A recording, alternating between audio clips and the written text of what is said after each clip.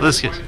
No, the clock is just slow. Reconciliate, guarantee.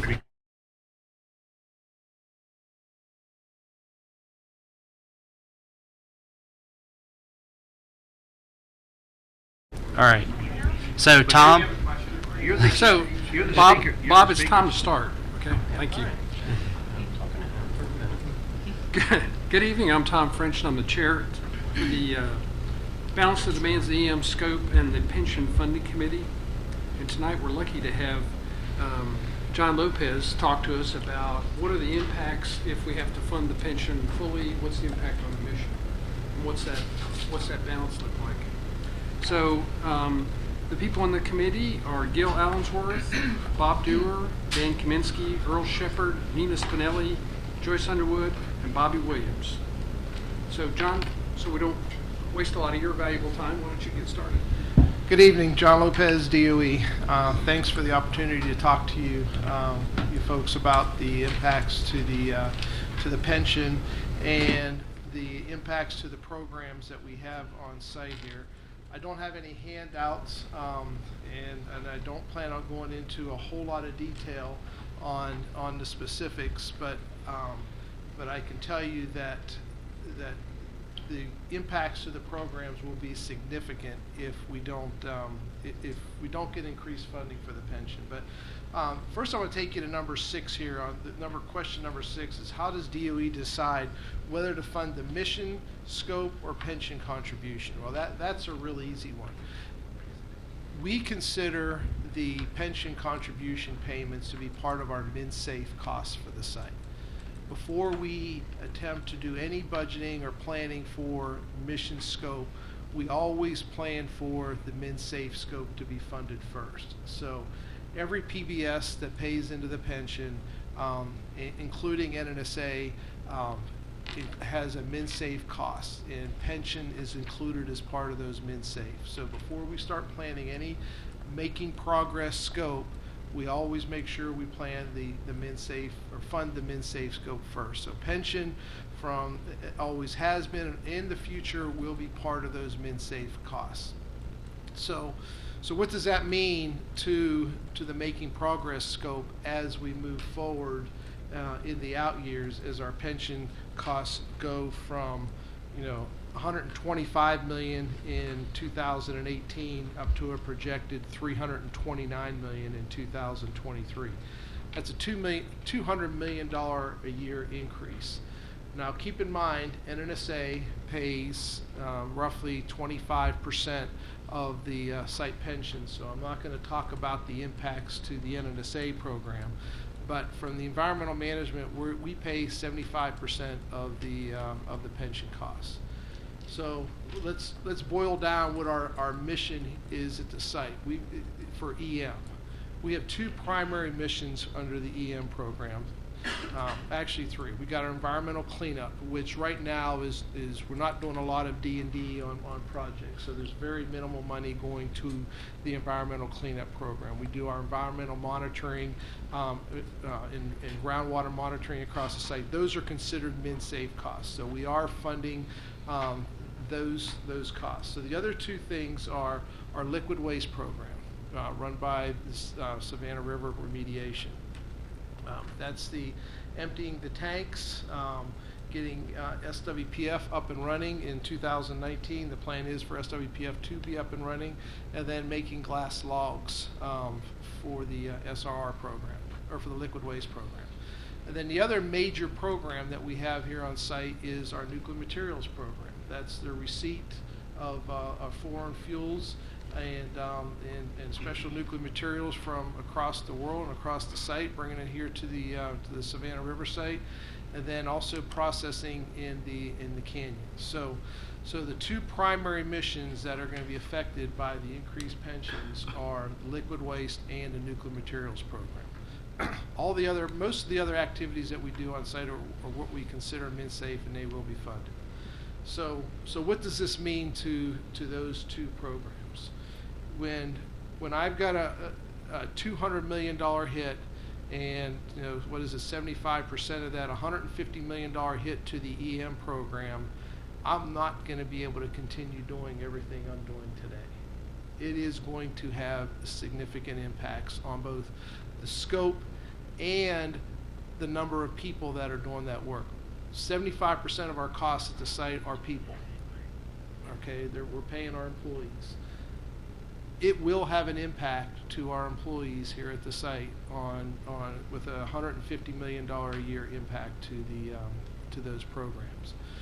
We're not going to be able to meet our regulatory commitments that we've signed up for the state. We're not going to be able to continue bringing in receipts of fuel from around the country and around the world. Those making progress activities will cease if we don't get legislative relief or some kind of increased funding for the site. Now, I don't want to sound doom and gloom. There's a lot of things can happen between now and then. We're seeing better returns in the market that'll affect the pensions a little bit. A lot of our pensions aren't invested in the market, but you guys talked last week about that we are going to get some kind of gain from that, but not a lot. But there is going to be some gain. The other thing is that we've been talking about this for a long time with DOE headquarters, and there's a potential there that we could get additional funding for the site. That's probably our biggest and easiest fix to this problem is getting additional funding. I think in the past we've had smaller increases to pension, and we've been able to have fixes across the site or through efficiencies where we've been able to deal with those increases. But with these kind of increases to the pension, there aren't enough efficiencies on site to be able to pay for that. And headquarters has that message. And I can't talk about fiscal year 19 right now. We'll see the results of our fiscal year 19 budget when it comes out in February. But we're getting good signals from headquarters on where potentially our budget may go in the future. So that's very encouraging to us here that are doing the planning for these programs and for the site to finally realize that the headquarters has the message and understands that we can't shut down the missions here at the Savannah River site. So we've got too much invested. We've got the only operating canyon in the world that can do what H Canyon can do. We're making great progress with the salt waste processing facility and getting that up and running. We've just signed a new agreement on the state with liquid waste on our milestones for the liquid waste program, and so a lot of work has gone into on the future planning for our work scope that we cannot afford, and I don't believe will be impacted by these future pensions. I think the message is out there that either through legislative relief or through increased funding, it's going to help us to get over this hurdle. Is it going to solve the problem 100%? I think that's yet to be seen, but I think things right now are a little bit encouraging when I look at our planning for fiscal year 19. We're starting to, we'll know that our 19 budget in February, and then coming this spring, we start planning for fiscal year 20, and so that'll give us a little better signal on where we think we're going with the headquarters and the site funding for the site. Now, of course, this is me looking at it as a glass half empty kind of position, but we still don't have our 18 budget, so what we get in 18 will help tell the tale or segue us into fiscal year 19.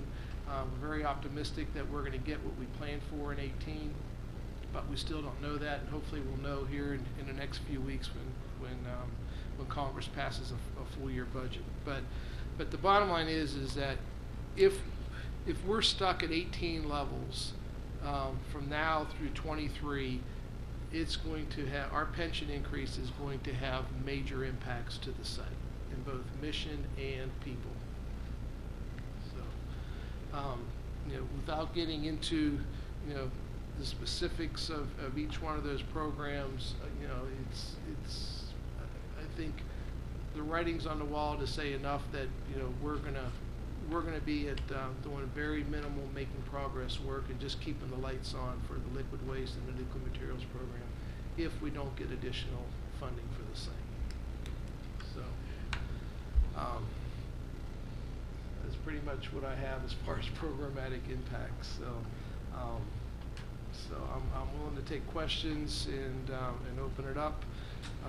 We've got Jim Barry here if we've got more specific questions on the pension that Jim can answer. But as far as programmatic impacts, that's where we're at today. Sorry, I have a question. Sure. So John, when you say the word MnSafe relative to DOPF, would that mean we won't be making poured glass? That is correct. Okay. The MnSafe for DWPF, the melter is still running. But we will not be operating the tank farms to take the tank from the waste to produce glass. Gotcha. No, the melter is running. We go to MnSafe, will it be? Yes, you never shut it off. Once it's hot, it stays hot until it craps out.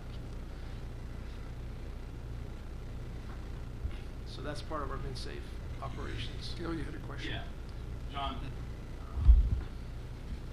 you said, you talked about the EM being responsible for 75% of the numbers. So you knocked around 150. So when we get to 329 in 2023, we're talking about 250. Right. I was talking about the increase. There's an increase of 204 million between now and 18. I'm sorry, between 18 and 23. Okay. So we would be about 150 million of that. In end of this month. Yeah, early February, we get a report from the actuary, and that'll give us our projection for they update it once a year. So once a year? Yes. So when we're doing our fiscal year 20 planning, we will use this report for the out years. So that'll take effect all the impacts to the market that we've had, and preliminarily we are looking at some decreases in the out years. And that's what what's been trending, but will be official end of January. Okay. Yeah, because that scares me a little bit because we had a good year in the market last year. So that just scares me a little bit because if we have a bad year, it's going to change us. Okay. But remember, a lot of our pension's not tied to the market. We get some benefit from that, but most of it is in more guaranteed investments. So to protect ourselves. Okay. Thanks, John. I'll come back. Bob? Bob Dorcav. John, I'd like to ask a question. You and I, before this meeting, were having a conversation about administrative costs, I believe. And I had made a reference to, the pension cost should be what the pension cost is. In other words, the pension should be guaranteed for as a legacy benefit for the people that have earned it. But, of course, with the increase in a pension cost over the next few years that's been projected, and that's why really we have this committee, intuitively you know that the EM mission at SRS is going to suffer. But you talked, what I thought I heard before was that there's some money being spent to guarantee pension costs, as if the government was not going to be able to make good on the pension cost, that the pension responsibility that they have. And could you share with this committee and for the record this additional cost that's out there? Sure. I think you're talking about the premium we pay to the pension benefit corporation. Yeah. But, please, if you could talk about I'd like to defer to Jim. Please, Jim. Thank Barry you. to answer that question. Jim Barry, SRS CFO. As we talked about in the last meeting, The pension plan is a private defined benefit plan run by the contractors at Savannah Riverside. Therefore, we're subject to all the laws, rules, and regulations as passed by Congress in various pension protection activities. One of those, and I think it goes back to ERISA in 1974, back in the early 70s, there were some very large pension plans that defaulted. LTV in Pittsburgh, some of the Rust Belt companies defaulted on their pension obligations, and they put into place a system that's run by the Pension Benefit Guarantee Corporation, a federal agency, and we pay premiums into that fund, and that fund is there to guarantee not the pension costs but the pension benefits should something happen to the plan and the sponsors go bankrupt or try to walk away from it. Then the pension guarantee would kick in and guarantee the benefits at certain levels for the participants. We're required by law to make those premium payments. This past year, it was $9.5 million. You do the math, and there's several $1 million for each of the programs that would be available if we weren't making that payment. But we have no choice because we are a private pension plan, defined benefit plan, run on behalf of the employees of Savannah Riverside, and contractually required to run that program in our contract with the DOE. Does that answer your question? Jim, it's a very good explanation. Bob Dorcab again. What's interesting, in my opinion, correct me if I'm wrong, the pension expense, the pension payment is basically coming from the federal government, though. Is that correct? The payment is made by the contractors, and it's fully reimbursed by the government. So it's kind of like yes, it comes from the contractors, but it's basically a pass-through from the federal government back to the contractors. Yeah, and I'm being very careful with the words because I've had some contact with labor attorneys up in DOE. It's not a plan that's guaranteed by the federal government. The federal government reimburses our cost. I have no reason to ever believe that the federal government won't reimburse our costs, but I can't make the direct connection that it's a federal plan or it's federally guaranteed. I'm just going to stop here. I've got one more question, and then the question really is: I mean, there's basically $8 to $9 million, maybe more, on the table, with an expense that really is kind of it's going to a third party. It's not really benefiting the pensioners or the site for EM scope. So could there potentially, this committee, if they were looking to recommend things to SRS, Department of Energy, federal government in general, some kind of exemption from the ERISA requirements to provide, to pay for this pension guarantee, being that the federal government has no interest in defaulting, to not paying to the contractors the pension. You know what I'm saying?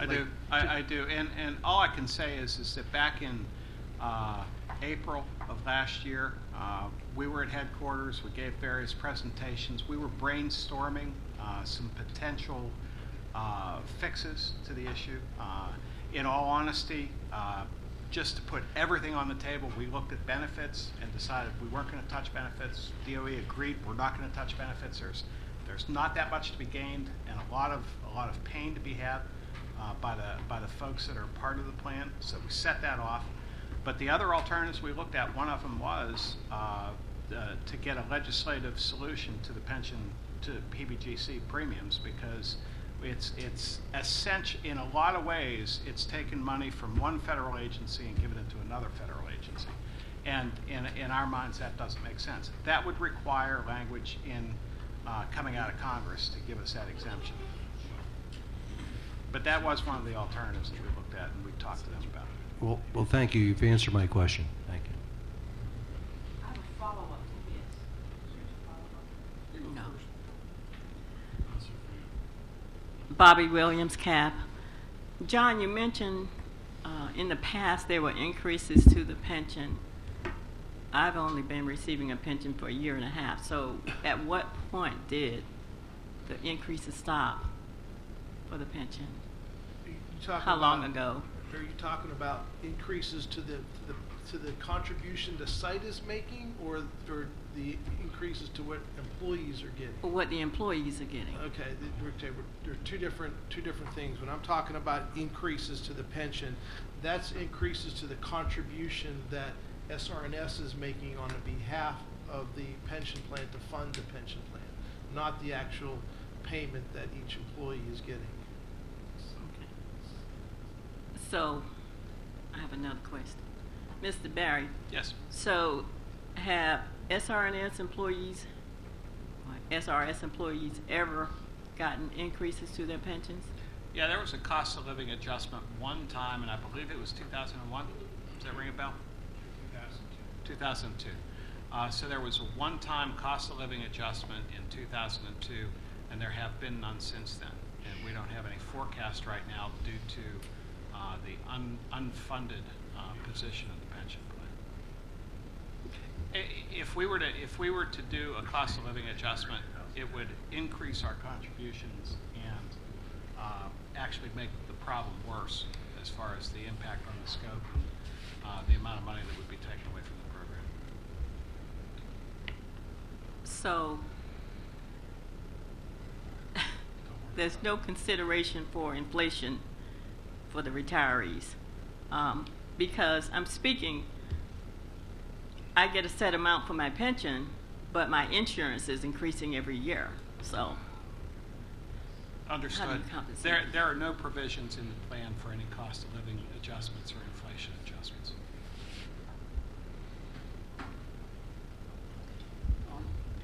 Dawn Gillis, CAB, to follow up on what Bob was talking about.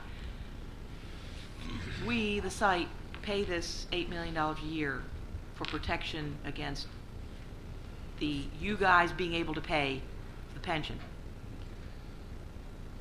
We've been paying this for 40 years, since '74, Probably. In one and form or never have had to use it.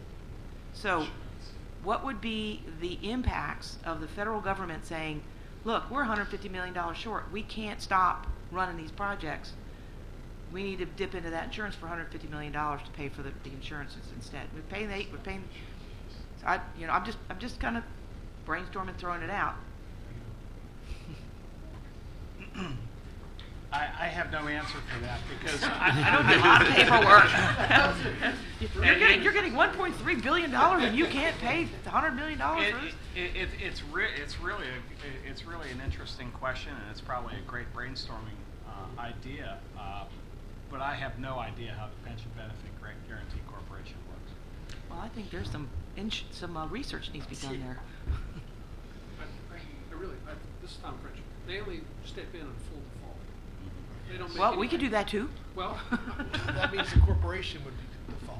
Right. SRS is the corporation has to Right. default, Yeah. not just the Yes. pension Not plan. you. Right. Okay, that's okay.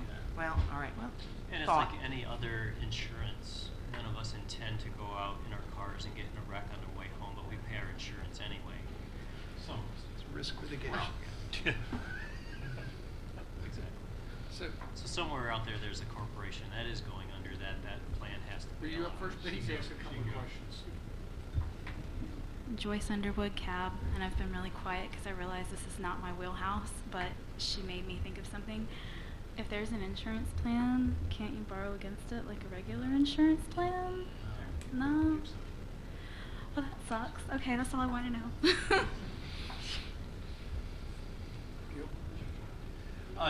John, you said a lot, and without specifics, I want specifics. Obviously, that's me. But you said MinSafe means we're going to have. You said I wrote down receipt of fuel from around the country and around the world.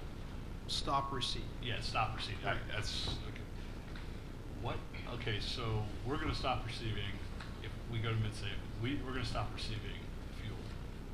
What does that mean to other sites in EM, and how does that affect other sites in EM? Well, I'm not sure what other sites are receiving fuel from around the world. So If what we're it'll not do is, receiving because right now we're receiving fuel from other sites. well, not from other DOE sites. We're receiving sites. I know we're getting Heifer fuel from Oak Ridge, but we're not really getting fuel from all the other sites. It's more from other other universities like MIT. We're getting fuel from there. Other countries we're getting fuel from there. So it's not really other DOE sites that we're getting fuel from. Okay. And so in your meetings with people, talking about this, you say you sat down with headquarters. Where does it go? There is no answer to that. I don't know. I mean, NNSA is entering into agreements now with other countries to take their fuel, and those agreements would be, we just wouldn't be able to fulfill those agreements. And so if in minimum safe, the canyon's offline now, right? That's correct. You're not processing. So that affects not just us though. That affects the entire. Doesn't it cause for lack of a better, doesn't that cause? We had someone who used to say, what was it, loggerhead, or the ripple the effect. choking point, and yet everything just comes to a screeching halt, right? It will for our site, not the other DOE sites. But this is Go Dawn ahead. Gillis, if I could add into this. Right now, we're not receiving anything from Heifer because we're full. But as soon as we start processing Heifer, then we'll start receiving some more Heifer. But it'll probably be in this time frame that we start receiving Heifer again. Am I right? It's within a few years we start receiving Heifer. And if you can't receive the fuel from like MIT and the other universities, University of Missouri sends fuel. If you can't receive the fuel, they can only store so much. We might shut them down. So there is impacts if we can't. It's not. Those are universities. Those are not to the federal government, but there are impacts if we can't receive fuel. Okay. And going back up the chain, can we put a number to the layoffs? Well, a $150 million impact at $125,000 per person. That's an average cost, including benefits and everything. So do the math. 150 million divided by 125,000. You know me, I'm going bigger. That's gonna do. So we're looking at over 1,000 people. Yes. 1,000 people laid off. Can I? There's 11,000 at the site, so EM is probably about 8,000. And I see. Can I ask a question of somebody not at the table? Rick, you gave us a presentation about 4 or 5 months ago. What's the economic impact of 1,000 people leaving the site? Well, we looked Rick, at can I get you to hit the microphone, Rick? Sorry to call you out, Rick, but I just remember you presenting that. Rick McLeod with the SRS Community Reuse Organization. We just did the economic impact study. We didn't look at it's all relative. John's numbers are numbers he gave us, and if I remember right, when we did one before, I think 100 million was like 400 people. Does that sound? But that was in 2010 numbers. I think we looked at this time. It was. I know it was 1,000 people, and I can't remember the number. I want to say, but it equates back to 125. So you're looking at roughly 800,000 people. And what's because I just remember you gave us an economic impact because you said 5 counties. I said I remember it because I kept saying CSRA and you had to. Right, it's 5 counties, but it was the 125 is the actual, but that's the benefits and salaries. Okay. Average salary was about 87,000, if I remember the number right. So then you've got a multiplier on top of that outside, so that was about a 2-point-something multiplier. That's what the local economy would be impacting based upon those 1,000 workers. It's over $100 million. Oh, yeah, way over $100 million. 250, and then two-time multiplier is 250. Right. So it's not insignificant at all. I mean, we think most people in the public, when you're talking about 11,000 people, well, what's 1,000 people, give or take, when you got 11,000 out there? When you actually do the numbers, it really makes a big difference.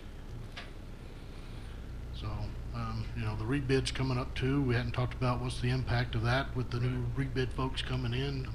I got a list of 6 questions at some point. So, And Tom, if I may, one more. And you said the South Carolina regulatory commitment is pretty much. Yes, because all progress on the liquid waste program would come to a halt. So So the relationship between DOE and South Carolina would get better, right? Right. Okay, so that would make it worse. Yes. Then of course you got fines and penalties. You start missing milestones, and then they're going to take us to court, and fines and penalties are going to be incurred. So it's just the problem's just going to get worse. Bob, did you have a question? Oh, I didn't see you. I think Dan was first. Thank you. You're so nice. Dan Kaminsky, Cab. Thank you for the jobs information that was on my list of questions. We're somewhat assuming slightly a stagnant budget, correct? That would be the very negative impact to the EM mission. That's correct. The impacts are based on our fiscal year 18 President's budget request of about $1.4 billion. So on one of the topics that was brought up was NNSA is actively seeking to take in more from around the globe. And if that is the case, that is some possible leverage for NNSA to step to the table for maybe a higher percentage funding contribution than the 25 they're currently. Not necessarily, because the accounting rules dictate how we have to spread the pension costs across the different participants on site. And Jim could probably talk about this more, but it's really based on the number of employees that are in the plan and then retirees. So strictly that are in the plan. prorated at that point. Yeah, we don't have the flexibility to move funding for the pension between. So, but that has, does that have any impact with regards what's at the site that is impacting the EM mission requirements? Or is NNSA materials all completely 100% separate under another budget? I'm not sure I understand your question. So if they're taking in more material to be processed, is that all being processed under their own separate budget, or is it coming out of EM? Well, they signed the agreement to bring the material to the site. Once it hits the gate, EM owns that material. That's a wonderful relationship. Hang on.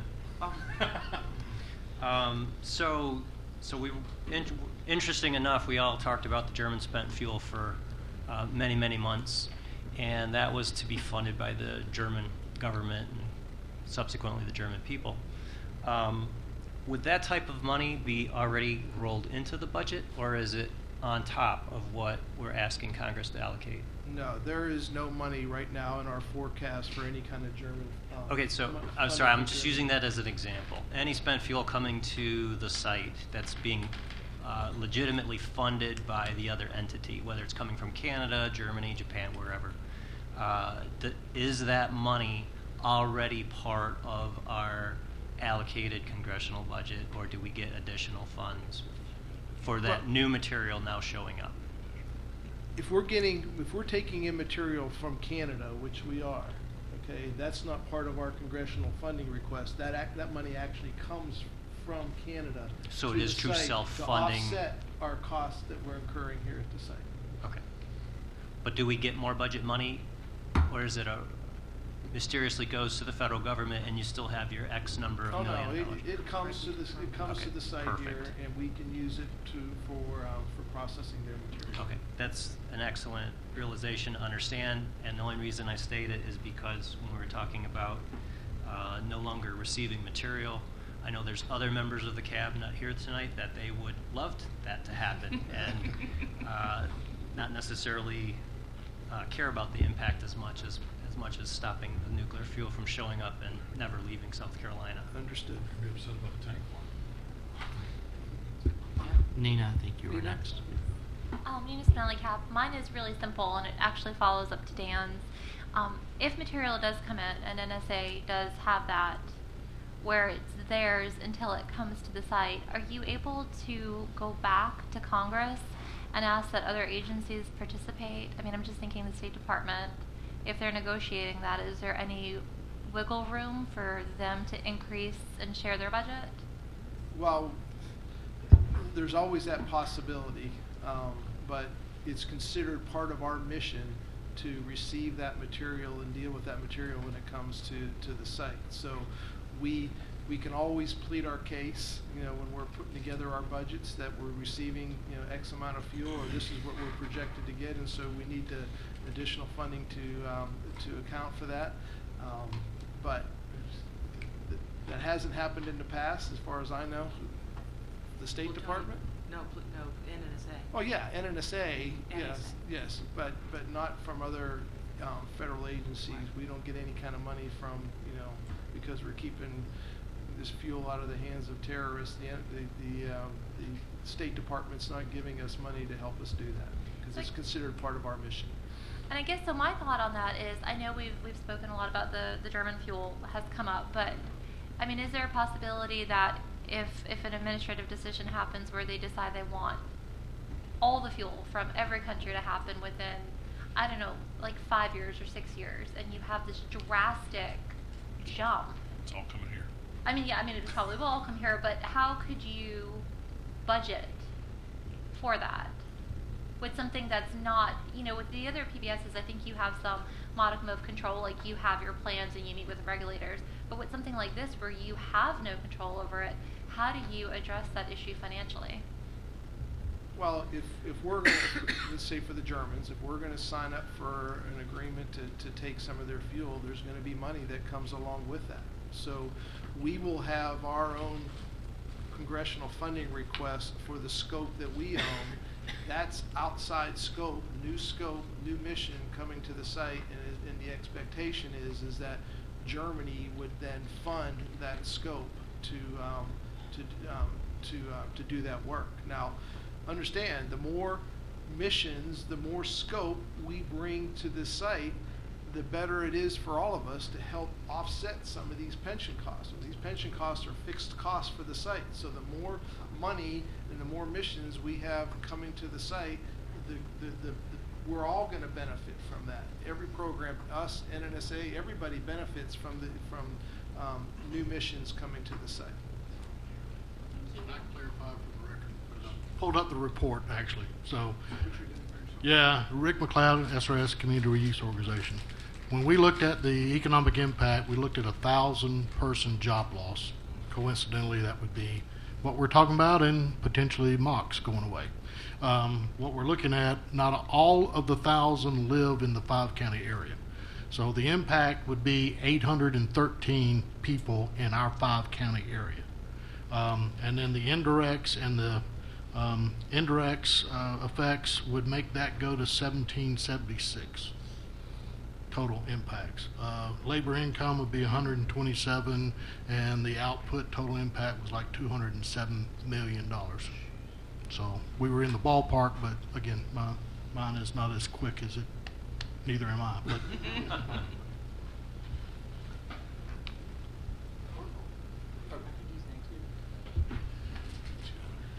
But Bob Durkap. John, historically, and you know this very well because you've helped us with this, through the Strategic and Legacy Management Committee, and Chris Gill, next year you're going to be the chair of the CAP. Oh, you're not? You're shaking your head? Why are you shaking your head? Yes. You were elected to be the CAB chairman. So what happens in 2018 is early in the year, there's an integrated priority list that's established, okay? And this list is very important. This list goes to Washington, goes to EM, And it very clearly defines, what the priorities of the CAB are in terms of, what are the most important PBSs.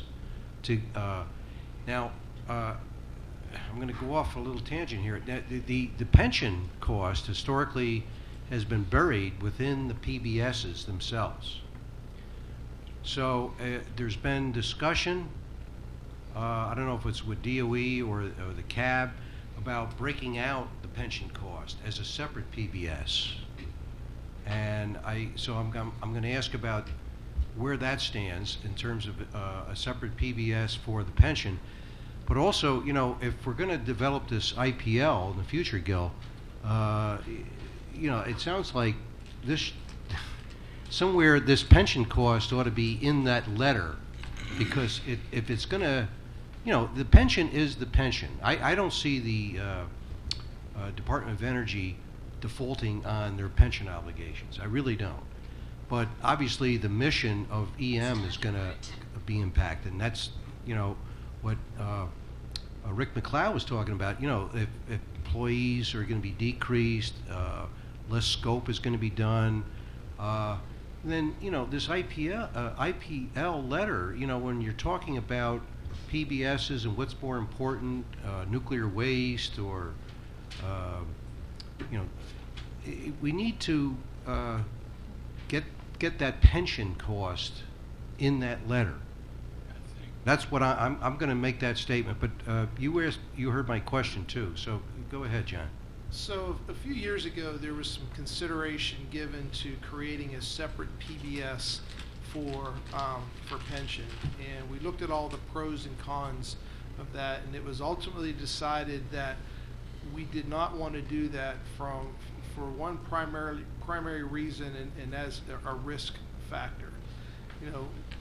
If we got our budgets every year, October 1st, I think it would be a no-brainer to go ahead and do that. But the way we've been operating for the past 15 years and getting continuing resolutions, let's say this year, for example, here we are, we're in January, we're probably going to go till February before we get a budget.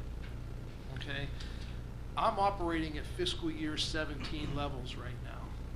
Okay? I'm not up, and my pension costs for fiscal year 18 have increased.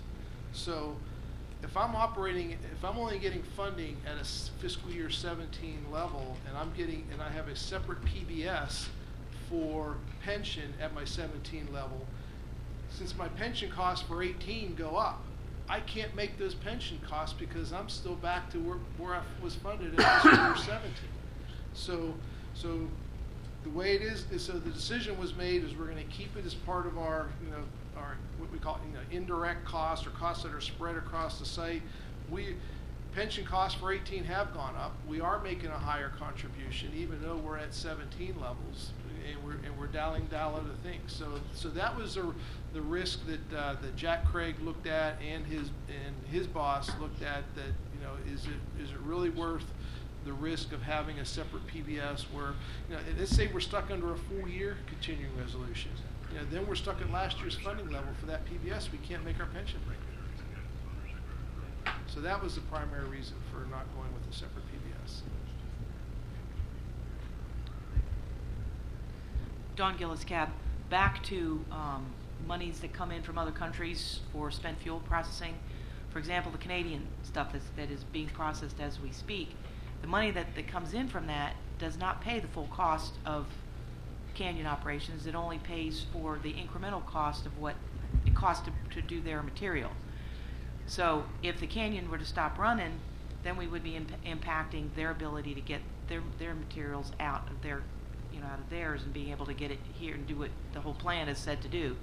So and the same thing goes with the German. They pay their entire cost, but it does not pay the min-safe requirements for the Canyon. They might, I don't know, I think at some point they added a little bit, but I don't remember exactly how it happened, but it doesn't pay if we can't pay for the Canyon to run, that whole thing, we impact all of them too. That's correct. Good point.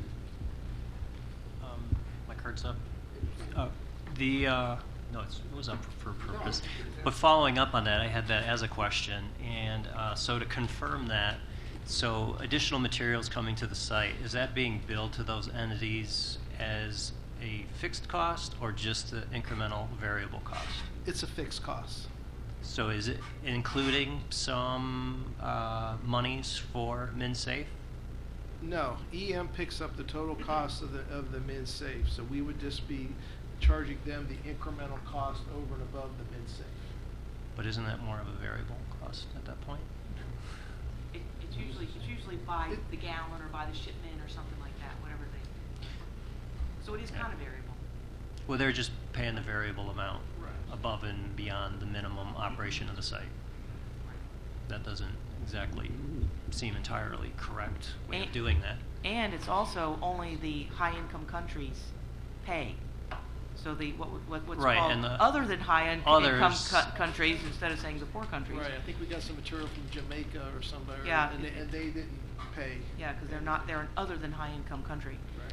But So as I've formulated questions and listened to the answers to many other questions tonight, one thing that popped in my head, and I just kind of want to say this as just a thought, just as a place mark as we will eventually start talking about what we want to recommend and put on paper regarding this. And, part of what I see is we need to establish from DOE SRS a minimum mission. This is what we need and want to get accomplished this year. Add that to your MinSafe, which includes the rising pension costs, and there is your budget that you need to be clamoring for and have people like the CAB and others in full support of approaching for that funding. that's part of the IPL. Right. So you get the IPL has got your MinSafe stuff, and Yeah. regulatory requirements, and then there's all these little lines that come up, and all of them have a dollar amount, and all of them have a scope that's associated with them, and then they get shuffled back and forth, and where the budget is, it cuts off, and then whatever's above that doesn't get done. Well, the Or only below reason, it, however you only wanna reason put I it. wanted to say that is because, in continuing thought, sorry, but the idea behind that is that we are looking at it slightly as though the budget's capped at what it is today, and we're not going to get a dime more, and EM just takes a beating because we have to pay MinSafe. And that would be true if we allow that to happen. And I'm just saying, I think that's kind of the purpose of the committee, is to make sure that that doesn't happen. Whatever we can, try to keep. Tom French, CAB. One of the points we keep kicking around is the spent fuel that's coming back. Some of it came back because the United States provided the fuel. We're taking it back. There's no income with that. And I don't really know what the numbers are. No, but that's not true. well, let me finish, Okay. if I may. Okay. Thank you. I think it would be important for us to have a talk at the main CAB meeting or at this committee meeting about what spent fuel is really providing what kind of income. I have a feeling it's not a lot. It's not going to offset. It's not. It's not a whole lot. Not from most little countries. Canada pays a lot more than other countries do.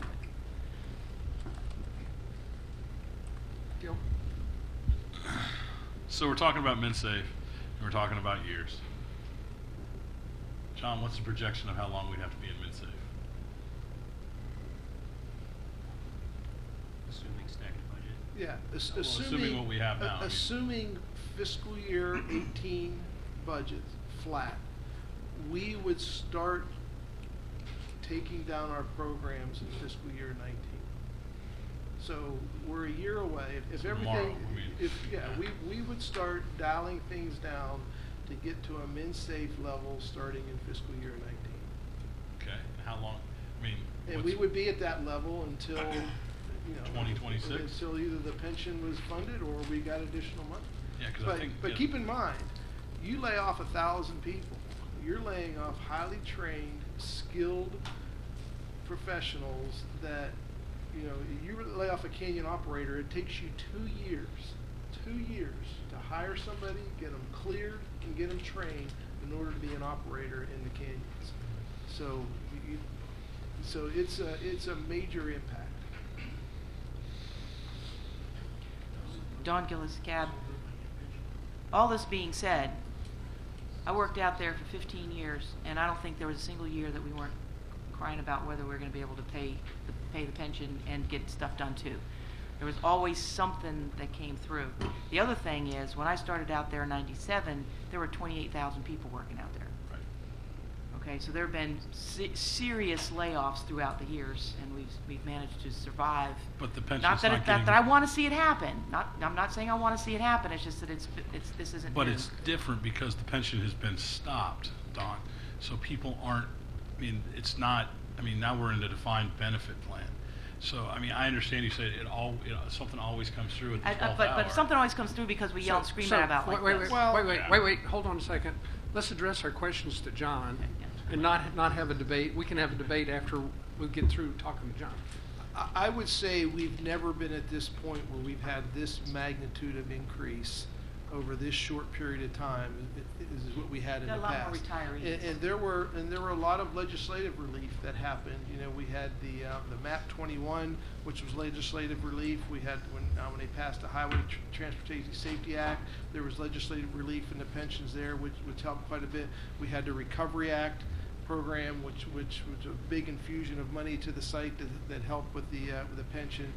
We've never been, and I said this earlier, in the past we've had pension increases, but we've always been able to find efficiencies or workarounds to deal with those. It's never been at this magnitude as it is now. So, Bob? Bob Dorcap. John, just again, you know, going back to the IPL or a recommendation that this committee could pull together, I'm going to brainstorm an idea, which would be you've got a ramp up in pension cost, or the SRS has a ramp up in pension cost over the next 3, 4, 5 years, and then it's like a bell-shaped curve. Then it starts trending back down because, you know, the current people are on a defined contribution plan, and the legacy people are on a defined benefit plan. So, understanding that the federal government in general is running under a continuing resolution and could very well be continuing to run under continuing resolution over the next few years, is there any way to request like a special budget appropriation, some kind of extra money that could be allocated to SRS on a short-term basis? Obviously, it's got to come through the Department of Energy, and then flow down to EM. Can that be done? And then, is it being done?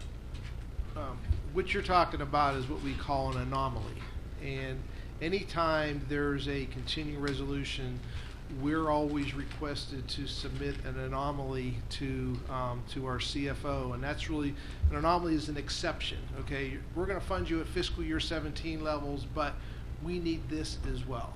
Okay, we have submitted several anomalies over the years since I've been doing this job. None of them have ever been approved. Most of them don't make them they don't make it out of the department. It has to be a real extreme case for Congress to do an anomaly or pass an anomaly as part of a continuing resolution. It's got to have dire circumstances or consequences. Oh, okay. Tom, just to follow up to this. Can I add something? Sure, Jim. Jim Barry, SRNS. We looked at that. There was a question that came to me back in the summer, just again, brainstorming. How much money would we need as a one-time infusion of cash into the pension to essentially solve our problems so that we'd only be paying for the current accruals, you know, on a yearly basis instead of continually trying to catch up?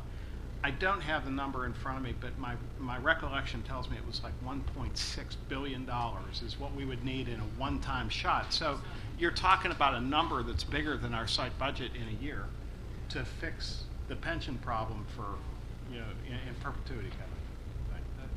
But Jim, I appreciate that. That's a very good answer to the question that I raised. But I guess I was thinking year to year with the appropriations. You know, John's working on 19 budget cycle right now, 20. Those are the critical years in terms of this additional pension expense, and these anomaly things focusing on that, it would seem like the CAB could certainly take a position that says this location needs, the anomaly. It needs the extra money because of a short-term pension funding requirement. If there was other years where it wasn't appropriate, so be it. But now you clearly need it because otherwise the scope of work is going to deteriorate significantly. Right. You're really talking an extra appropriate Congress to do an anomaly to give us additional funding while we're in a CR period, a continuing resolution period.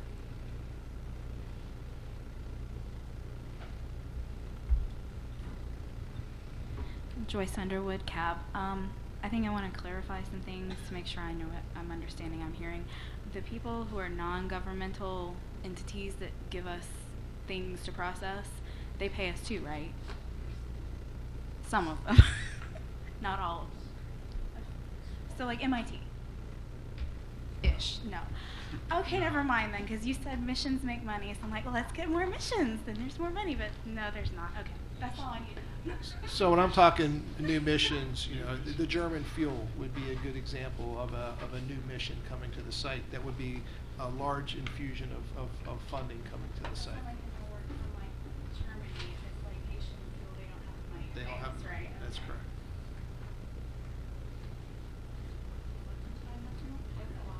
Yeah, you're good. So John, like I'm going through my head. So we have SWPF out there. When do we have a date for it to start up? December 2018 Okay. is the projected startup date. Okay, great. And we have STU 6, right? STU 6 is complete. We're currently working STU 7. Okay. And how fast will those things get filled? Do we know? Well, it depends Because on that how thing's supposed to be a it rocket depends ship. upon the flow rate through SWPF will determine how fast we fill each SDU. And if we go to MinSafe, we're shutting it down. Oh yeah, if we go to MinSafe, SWPF's not starting up. You're not emptying tanks. You're not creating gas or glass logs. No, no. SU. I mean, Yes. so because we've seen the plan SU 7, 8, whatever it is. So that all just gets Yes. pushed back till a finite date, whatever the date is. Yes. And we just invested how much money into it? Into SW. SWPF, $2 billion. STU 6 was 140 million. So 2.14. That's what I'm trying to wrap my mind around. Is that we have all this work out there that we've just invested, and we're just literally just sitting. I just bought a nice Mercedes, and I'm just turning the key on and walking on there. Some cost. No, it's there to when you get money. But then we're going to have the HR issues that John was speaking about a few minutes ago. And then the restart issues. Oh yeah, it's yes. So are there any more questions for John? No, I'm sick. Anybody? John, thank you so much. That was very helpful. And Jim, thanks for coming. I think for future, you can't answer questions. You can have a comment after when we're done. You can make a public comment. Don't sit in front of Rick. I think for the next meeting, and I understand the department's position on separate PBS, but I think in the next meeting for this committee, we should get somebody to explain to us how you set up a PBS, and then what are the vulnerabilities and what are the positive things. There's some very positive things relative to the delegation, if it's very visible. So I think that might be something we want to explore during the next meeting. I will say that we've tried to set up other PBSs for other scope. Like we could try to combine PBSs 11 and 12, which is our nuclear materials, and we've yet to be successful at doing that. OMB does not like setting up new PBS, and actually Congress doesn't either.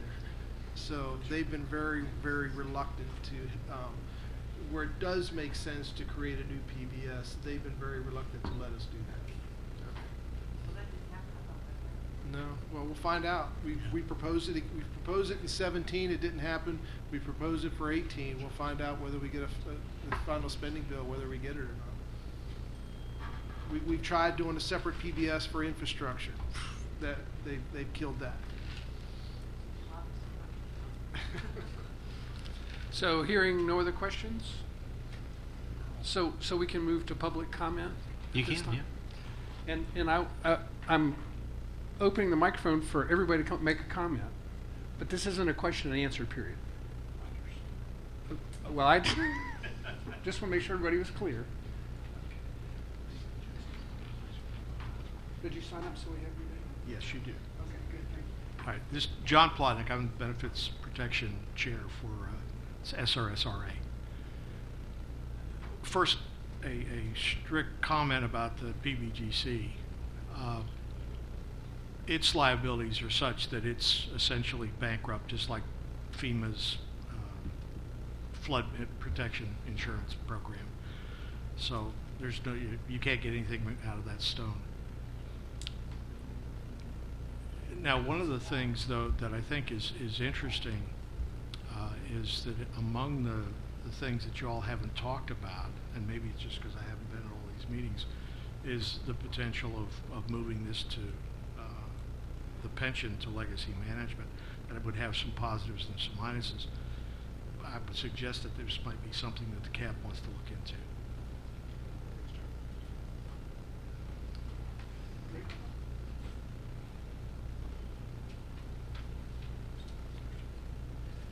Rick McLeod, SRS Community Reuse Organization.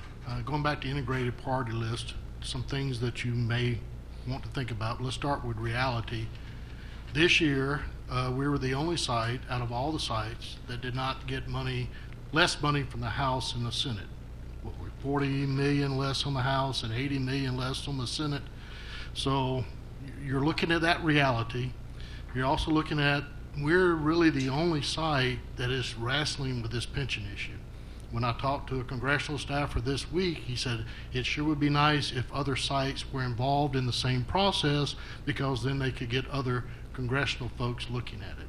So y'all are basically fighting this, we are, as a local community to make sure the pension is funded, but don't lose sight of MinSafe is not where we want to be. Like I just said, we didn't get the 40 million and 80 million from the House and the Senate. We don't want to go to MinSafe, but a fear is, what if the headquarters gives you money for pension, but also moves you down to MinSafe? So your recommendation should make sure that there's an adequate and stable budget plus the additional funds for the pension. All right? Don't accept that, okay, headquarters, we'll give you this pension money, but oh, guess what? We're also cutting operations. We're not at where we want to be right now. So y'all need to, and you thinking about your deliberations, make sure you question that or ask that. Another is, where's headquarters getting the money even if we get the pension money? So is it coming from other sites? Because I've heard they're not planning on asking Congress for the additional dollars. So if they don't ask Congress for the additional dollars, it's got to come from the other sites.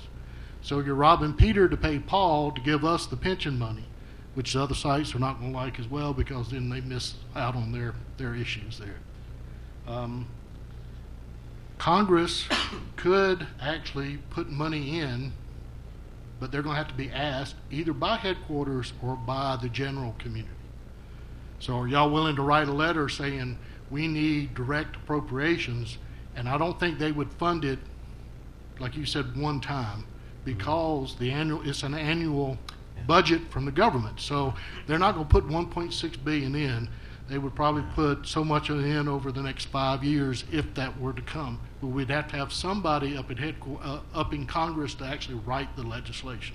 One time that was looked at, but it was never acted on. Because they found another solution, somebody came in at the last minute and hoorah, we got it fixed. So those are things I think you need to think about when you're talking about making a recommendation. Don't accept MinSafe, and make sure headquarters gives us, we're lacking now with budgets, as y'all have heard. So we want that money to be here. In addition, we're talking about going here. So headquarters has not really done a good job of providing that. I mentioned the LM was a good question, because at one time that was looked at, and I think that was poo-pooed by LM is what I remember. But again, Another question is for your integrated what happens when the M&O takes over? The money transfers, yes, and there's supposed to be a seamless operation, but if I was a pension holder, I would definitely be asking that question, is it going to be as seamless as I'm being told it's going to be seamless once the M&O changes over right, when this pension goes from 100 and, what do you say, John, 125 million to 329 million? That's right at the time that the M&O is going to start up. So that's another issue for you look on your integrated priority list. But again, Congress can provide the funds without headquarters requesting it, but that's going to take work from the individuals in the room here plus the CAB overall. Are you willing to write a letter telling Congress to do that? I think that's all I have. Thanks. Bob Dorkamp. Rick, I have a question of you and maybe John, if you don't mind hanging around, John or Rick. The money that Rick was talking about, was that micro money specific to SRS, or was that the EM at the government level, the macro level? In other words, is EM getting less from the Department of Energy in general, and then SRS is getting less, or not enough from the EM budget? EM's budget has gone up a little bit over the years. I think we were at a $6 billion program 3-4 years ago. We're about 6.5 billion now. For fiscal year 19, if they give us additional money to increase the pension, I don't know yet what the other sites are. They don't let us know what the other sites are getting or projected to get in 19. We won't know that until February when their president's budget comes out in February for 19. So I have no idea how much Hanford is getting. I know what I've requested, but I have no idea what the other sites have requested or what's in their target. They don't ask you to come to Washington and sit down as a bunch of sites administered by Washington's EM and say, guys, maybe we can work this out together, and maybe SRS could get a little bit more and Washington could get a little bit less, so we could keep up with the scope of work? Yes, we actually do get together at all the sites, and actually we're looking at getting all the sites together here in March to start planning for fiscal year 20.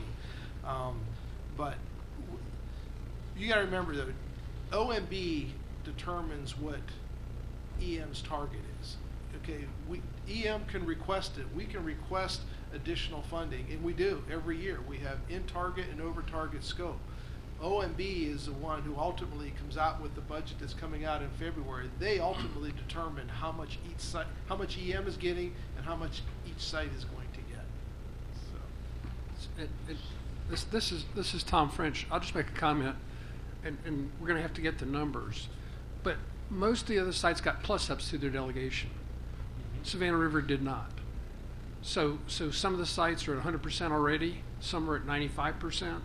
And their delegation is very mindful of making sure that the EM budget has that extra piece every year.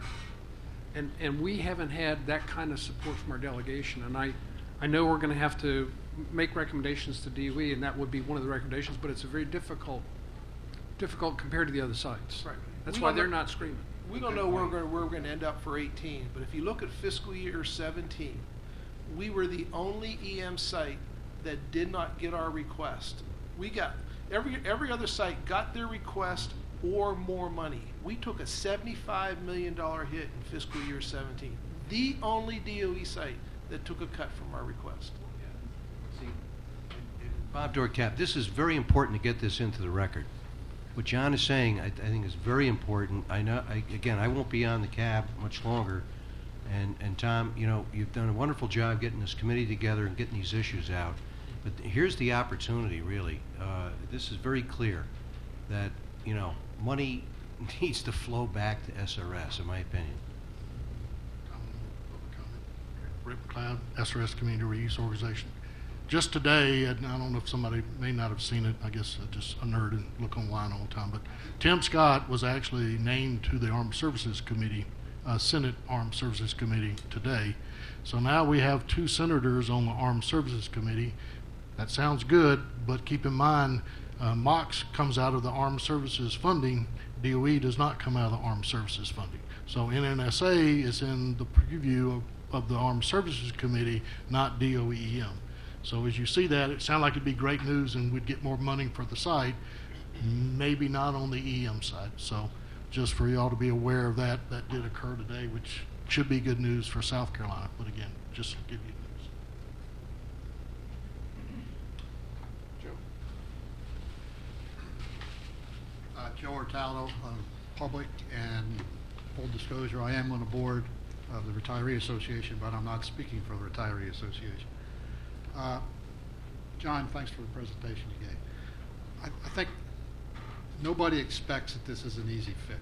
I mean, nobody wants to go in and shut people, lay people off, or cut back, shut down DWP. That shouldn't be the objective of what you're doing. What I think it is, it's a longer range thing, and whatever you come up with, you got to look at it that way. One question that I don't know the answer to, and I don't think it's been brought up, but the retirees at SRS are obviously at some higher risk than the retirees of most of the other sites where they're fully funded. What is that risk? Don't answer it today because I don't know what it is. Probably the people around here may not know what it is. But what is it? So the guys in this area, the nominal 8,000, 9,000, whatever there are at some higher risk on their pension situation than some site that's funded at 80, or 90, 100% of it. And the question really is, how can we get the money to get our retirees in this area at the same risk to retirees in other places? And the answer to this question would be if the federal government would come and say, well, you guys are going to get your pensions regardless of, now how do you do that? Nobody in Washington wants to make a decision, but consider that when you write your write-up is, how is that going to be done? And where do you go there?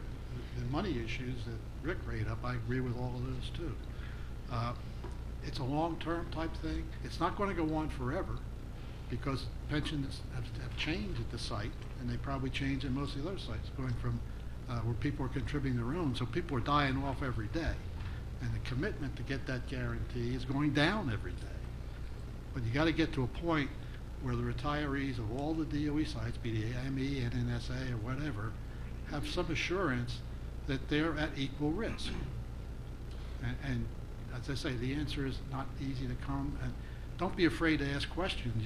Board can't recommend or go to it and lobby for this with the legislature. But you sure can write a recommendation, and that recommendation can be passed on to if nobody in DOE wants to do it, the Retiree Association will do it. That's all public record. It's out there. And as far as I know, the status of the pension funds at all the other sites should be matters of public record because we get a report of what the situation is. Every retiree gets it as what the SRS pension situation is. And I'm sure the retirees from every other site get them. So it's just a question of, well, what are they so you can get a feel for, what percentage of the DOE retiree, not the DOE retirees, the contractor retirees. And Jim, you're right. I mean, the M&O contractors are responsible, but they're all limited liability corporations. If they lose a contract, they don't exist anymore. And it reverts back to the federal government, and then the federal government passes it on by legal mumbo jumbo to whoever the existing M&O is concerned. So the ultimate responsibility is with the federal government. And somehow that ought to be clarified so that at least the pensioners know that even though I'm at some risk now because of the situation, but if all else fails and the M&O contractor goes bankrupt, which is very unlikely, the DOE is going to come in and cover the pensioners. That's all I got. Thank you. Any other public comments? Any more comments from the board or the committee? Hearing none, we're going to adjourn. Thank you very much, everybody. Hey, John.